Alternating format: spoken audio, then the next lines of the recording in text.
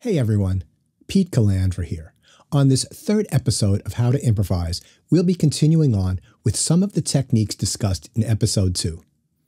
As a quick review, we worked with chords that had circle of fifths relationships and how to use common tones as target notes to create lines to play through these chord progressions. What I'd like to discuss today is how to expand on that idea. And what do I mean by that? As you all should know, every chord has several inversions. That also holds true with the shell voicings that we were using. In Episode 2, we started out with the third in the melody line, and the first chord had the root and the seventh. Today, I'd like to flip that around so that the melody note starts on the seventh, and the first chord has the tonic and the third. This is an important concept for learning how to assimilate melodic and harmonic material. What are all the permutations of what you're doing? This is exactly what Coltrane practiced on a daily basis. He would take a concept and learn all of its permutations, everything that he could think of, and apply those to all 12 keys.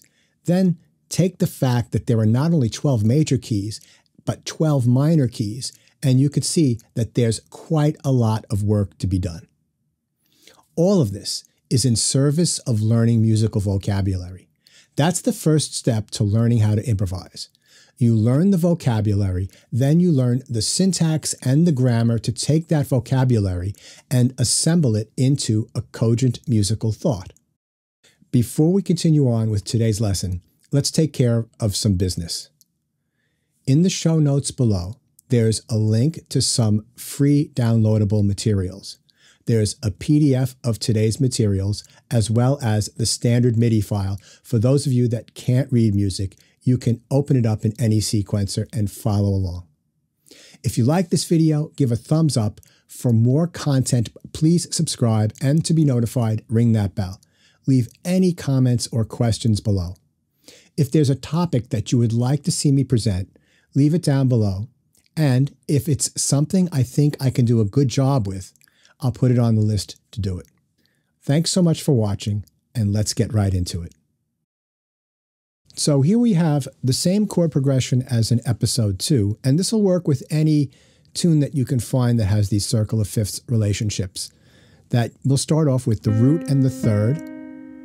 Last week we started off with the root and the seventh. So root and third, root and seventh, root and third, root and seventh. Right? Now, what's interesting about this, and we're going to see it in more detail in a second, is that on the left-hand shell voicings, the common tones in this particular version happen between measures 1 and 2. Got the E flat, and then the E flat. If we flip that down so that we've got the root and the seventh, the common tones in these left-hand chords happen between measures 2 and 3. So there we've got root and seventh, root and third, root and seventh. Got that A in common, root and third. Now that's interesting, and just remember that for a second. Here we go with our top line here to fill out our seventh chord, root and third with the seventh in the top.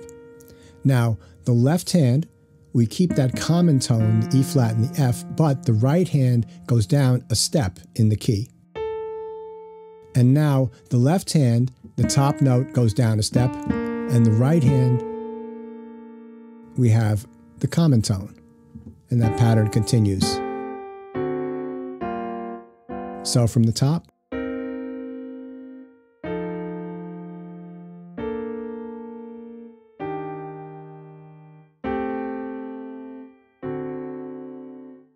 and this week I made the G into a dominant seventh. The first thing you want to do is get this down and be able to play this in multiple keys. All 12 keys, actually. Then do some of the same ideas that were in Episode 2. So you start off with just adding some rhythm and keeping the pitch the same in the right hand with our steady quarter notes in the left hand.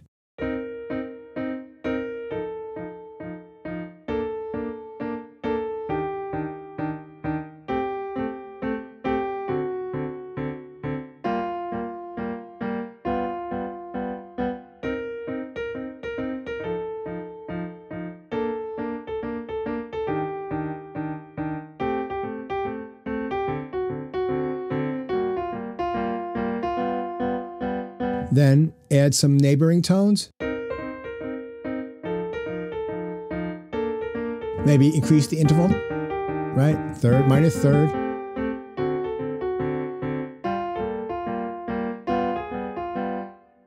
Then do some scale stuff.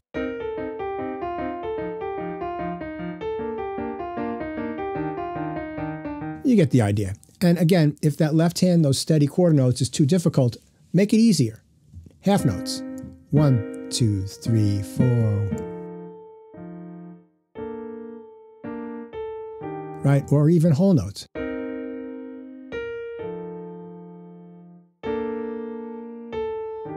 So now we can take this and maybe we'll do some stuff that's a little bit more intricate here. So on this first example, what we're doing is outlining a fifth. In our first example, we've got this B flat, which is the seventh of a C minor chord, going down a fifth to the E flat, which is the third of the C minor seventh chord. Then on the next measure, we keep our common tone in the left hand and we move our right hand down a step in the key. So we're in the key of 2 flats or G minor, as this song is. And we're filling in that fifth from A to D, except that this time we're filling it in using a scale motion. So now we've got a 2-measure phrase where we've got the first measure arpeggiated and the second measure, that interval is filled in with scale steps. Notice also that I'm avoiding the downbeat, and that pattern happens on almost every measure. And then here, when I get down here, just doing a little variation. Let's take a listen to what this sounds like.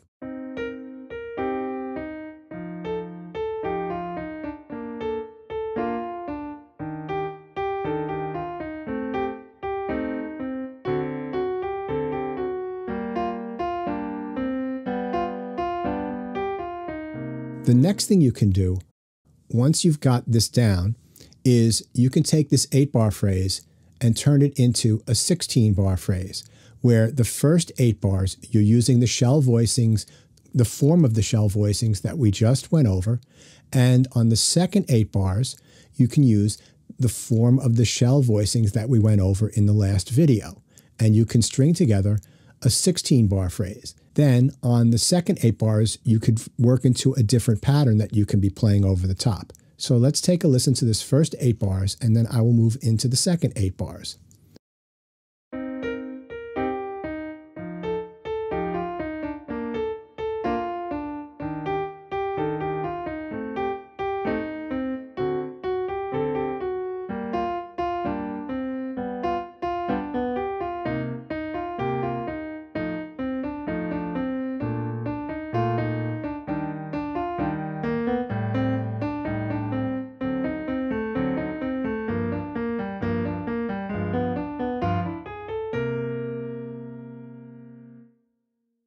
You'll notice here in the last few measures, I did something else that's a concept that you should get used to, is that we're coming to the end of the 16 bars here, and we're going to turn it around and go back to the top and maybe start a second chorus or a second set of improvisations. And what's really a really great jazz technique is to start making your lines a little bit busier as you get to that turnaround to go back to the top of the form. So you'll notice that right here at measure 33, and let me zoom in on that for you. I take this pattern that we were doing here and I syncopate it a little bit more, and then I start doing just a little broken arpeggio of a triad in the right hand. So in the right hand, I've got an A diminished triad, going to a G minor triad, and then keeping the 8th notes busy. All right, I'm arpeggiating a A flat diminished 7th chord. Let's go over how that works. So on this first chord, the A half diminished 7th chord, we're just doing that 3rd in the top note. And then right here, that 3rd becomes the 7th, right? And I go up to the E flat, down through the C to the A. This is the flat 9 of that D7. So we're using this triad as an upper extension of this 2-note dyad. We'll get into that in a future lesson. And then right here, We just got our G minor triad over the G and the F. And then the same thing as right here, we've got this G7 chord. We're doing this A flat diminished seventh chord. Well, this is the flat 9, just like we've got the flat 9 here. Except this time, instead of starting on the 7th and jumping up to the flat 9, we are starting on the flat 9.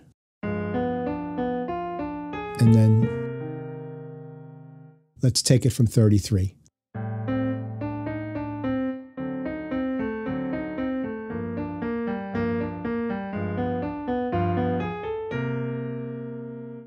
Let's move on to example 2.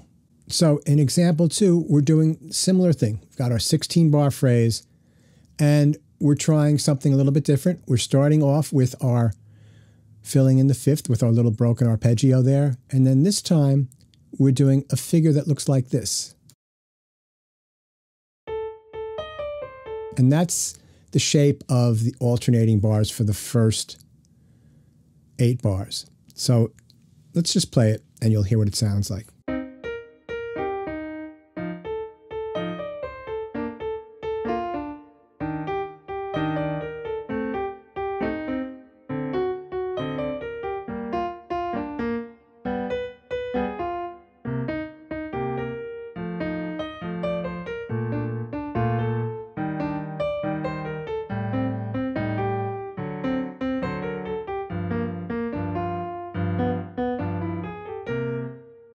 What we're doing here in the second example is the first measure is a little bit of a variation from example 1. And then the second measure, instead of filling in a scale down a 5th, we're doing a little jump right here and filling in something that's almost a scale coming down, and then repeating a similar pattern, not exactly the same, but just similar pattern all the way through the first 8 bars. Then when we get to the second 8 bars, we're reversing the direction of that first measure, and then continuing on in the second measure with an expansion on the corresponding measure in the first time through, but this time leaping up an octave and filling it in, coming back down. So let's take a listen to that, starting right here at measure 37.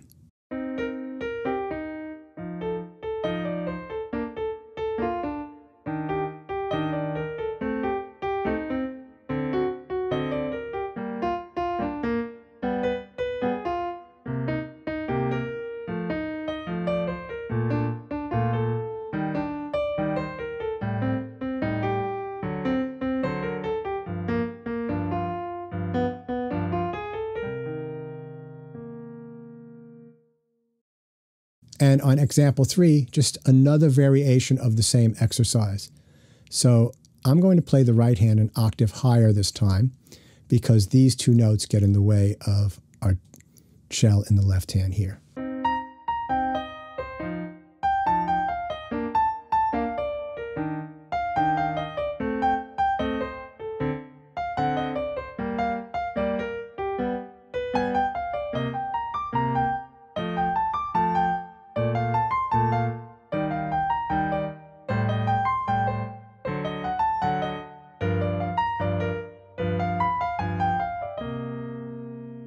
So the second time through, we're just arpeggiating a little chord above the root here. So we've got C and B flat, and then in the right hand, an E flat major 7th chord arpeggiated. So that gives us a C minor 9th. And then in the next measure, we have these 4 notes, E flat, G, A, and D, and that is the upper structure to an F13 chord, right? So we're just arpeggiating upper structures here, right from 61.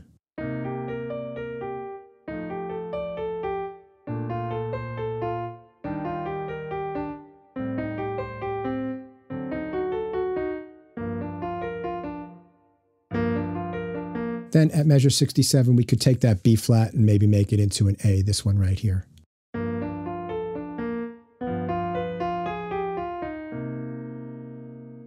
Now, if you're an instrumentalist, there's 2 ways of going about using this materials. You can practice it with no accompaniment. You could take that 16-bar progression, where we've got the two different forms of the shell voicings, and you could sequence that, and then you could just loop that back and forth to play it.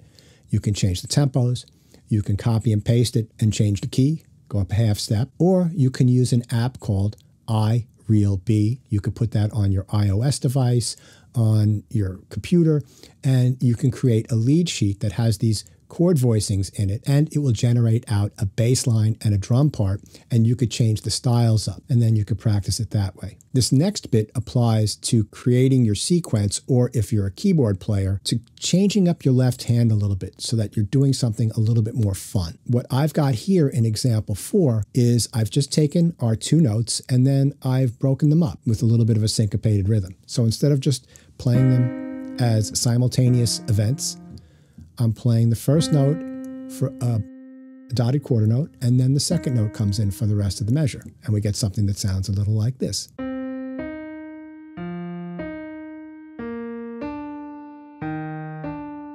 Etc. It's got a little syncopation to it. If you're practicing this and you want to have a feel in your head, I would stick with the straight eighth notes for now. And I would think of this almost as either a montuno or a tumbayo from Afro-Cuban music. We've got the syncopated left hand going. And one of the best ways to coordinate your two hands to learn how to play syncopations is to keep one pretty square and pretty steady at first so that you can feel where the syncopation in the other hand fits in. So if we look at example 4 on the first 8 bars, my right hand part here is either doing a half note, quarter notes, or a dotted half note, and everything is on a beat. There are no syncopations in the right hand. So this way your right hand can keep the steady time and your left hand can fill in, coordinate between the two hands and play those syncopations. So let's take a listen to example 4, and I'll play it slowly, just the first 8 bars.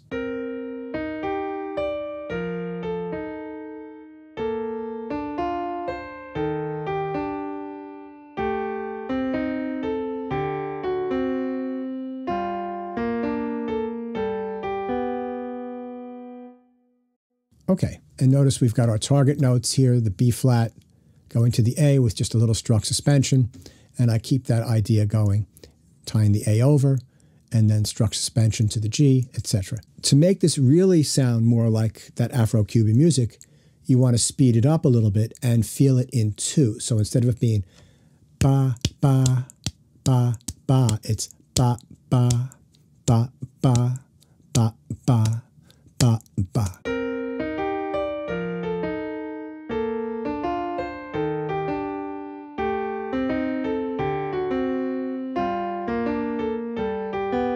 Right? So you're starting to see it's a little bit more fun. Now, in the second half, I'm showing you an example of how you could start to add some syncopations in to the right hand. So what I would do here would be to keep the first half of the measure pretty square and then add more activity on the second half of the measure. And the reason for that is the first half of the measure, you're reserving the syncopation to take place in your left hand, and the second half of the measure, you have the syncopation come in your right hand. So you can start feeling how these things can interact with each other and almost play against each other, or maybe play off each other would be a better term. Let's take a listen to how that sounds.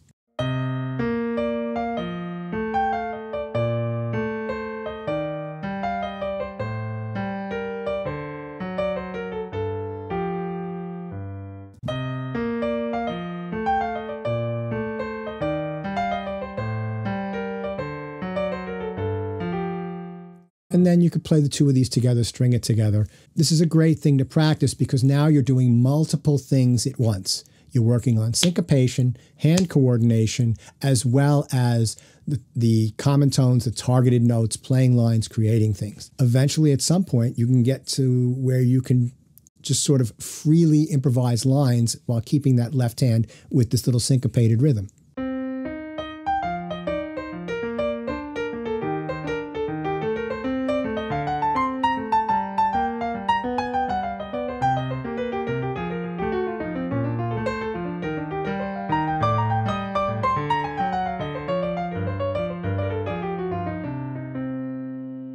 Okay, that brings us to the end of episode 3. I hope you found this helpful. Again, there's downloadable material for free in the description box below. And also there's a link to my iTunes and Amazon stores. I do not have Patreon or channel membership, but you'd greatly help me break even on creating these videos if you were to go to one of those places and take a listen to some of my music. If you like any of it, purchase a single. Greatly help me out. I've been Pete Calandra. Thank you so much for watching. Please like, subscribe, ring that bell, share this video. Thank you again, and I'll catch you on the next one.